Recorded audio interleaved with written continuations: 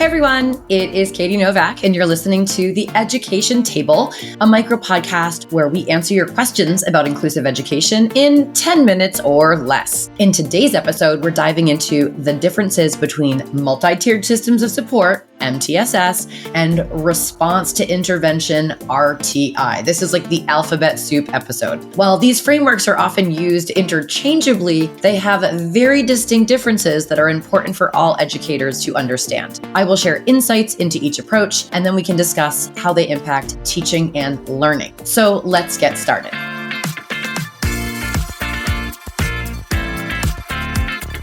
First, I want to start with a story. Imagine that you're building a snowman. The snowman itself represents the MT part of MTSS. I want you to think about the acronym MTSS, put it in two fists, and snap it in half. Just as you carefully stack snow to create the base and the middle and the top, the MT part of MTSS involves developing these layers of support that build on top of each other. Tier 1, Tier 2, and Tier 3 to address the varying needs of students academically, behaviorally, socially, and emotionally.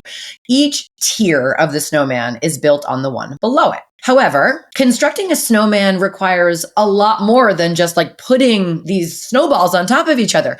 You need the right conditions and the right materials to be able to do it in the first place. You need a really cold climate, so there is snow and the snow doesn't melt. You might need stick for arms and carrots for a nose, and maybe there's a hat and a scarf.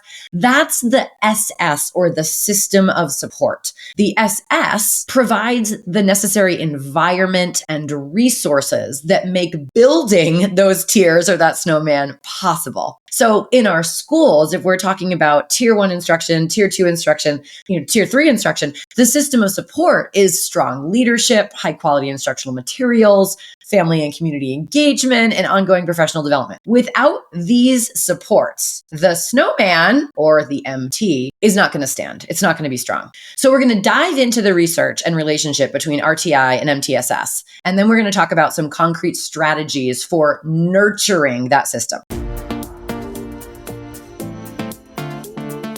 So as I shared, MTSS can be broken into two parts, the MT part for multi-tiered and the SS part. The MT part is really related to RTI because it's focused on tiered supports, whereas the SS is the broader strategies and systems work for ensuring that we can create it. So response to intervention focuses primarily on providing services, supports, and interventions for students who are at risk academically. It's a three-tiered system. So the idea of RTI was that every single student, every single one, is educated together in this Tier 1 with universal instruction. All students are educated in Tier 1. And then there are some students who will need additional support. And we use data to determine who is also going to need that targeted support. And then we know that there are some students who are going to need really intensive intervention because of significant support needs.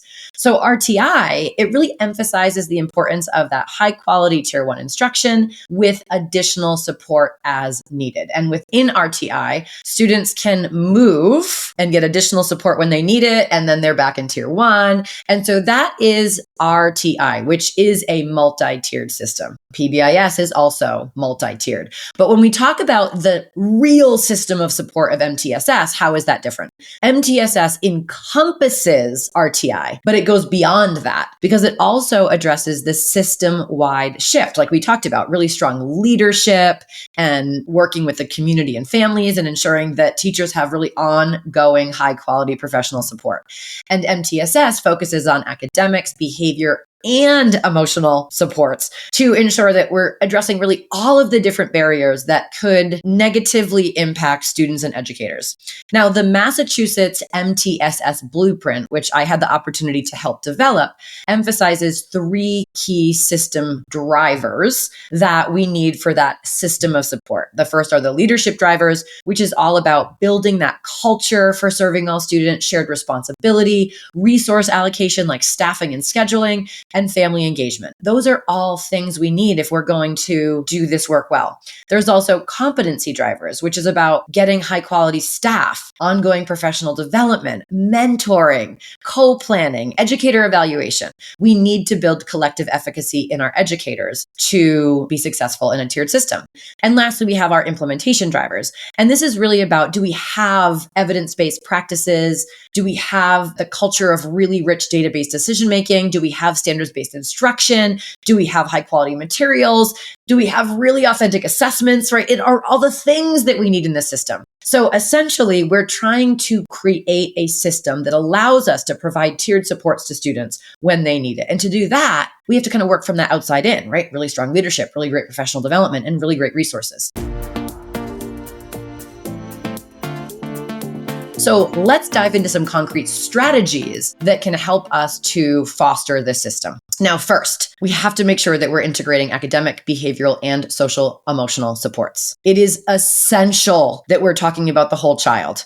We have to be coherent about the fact that there are lots of barriers that are preventing students from learning. And using the lens of inclusive practice means that if we're going to include all students, then we have to recognize barriers throughout the system. And we need to use frameworks like universal design for learning, differentiated instruction, social emotional learning, restorative practices. But those are not the goals. Your goal is not to implement UDL. Your goal is not restorative practices. Those are change ideas. Those are the actions that we're taking. They're the frameworks we're applying. Because our goal is all students will be successful in classrooms together when we get the conditions right. Our goal is that all students have their needs met. Our goal is that teachers feel prepared to do that work. And when we take a holistic approach, we ensure that all of students' needs are considered. And that leads to a much more comprehensive system where it doesn't feel like we have all these silos. Second, we have to make sure that we're implementing data systems. We need to be focused on data collection and analysis all of the time. And regularly collecting data means that we're looking at lots of different types of data. We're using the street data. We're using perception data. We want to make sure that we're looking at how students are learning. We want to look at attendance. We want to talk to kids about their sense of belonging. We want to get into classrooms. But we need to use lots of different forms of data to inform the decisions that we're making about every single thing. So we cannot have a really high quality multi-tiered system if we don't have a really great culture of looking at data and using data to make decisions. Because when we are having a positive impact, we want to continue what we're doing. And when we're not having a positive impact yet, we need to try something else. We need to eliminate barriers. Now, the last is the power of collective efficacy, shared responsibility, and leadership. So we're going to focus on the importance of collaborative leadership. One of the most important aspects of MTSS is this idea of shared responsibility. We work together to meet the needs of all students. And we have to shift the conversation from these students aren't successful to we as a system don't have what we need yet to help these students be successful. And that requires a culture of collaboration with educators and administrators and families that are working together to figure out those conditions. So we have to encourage this shared responsibility through regular communication and teamwork and co-planning and consult. And by working together, we can create the conditions or the system that really helps all students to thrive.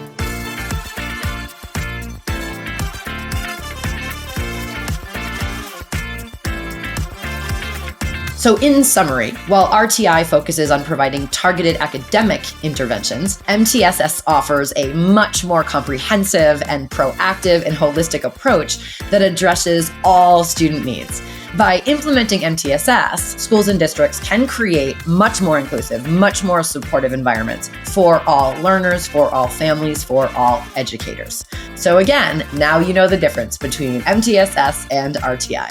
Thank you so much for joining me at the Education Table. Be sure to check out the show notes for more resources on MTSS and RTI, and click subscribe so that you get notified when we have more episodes. Until next time, onward.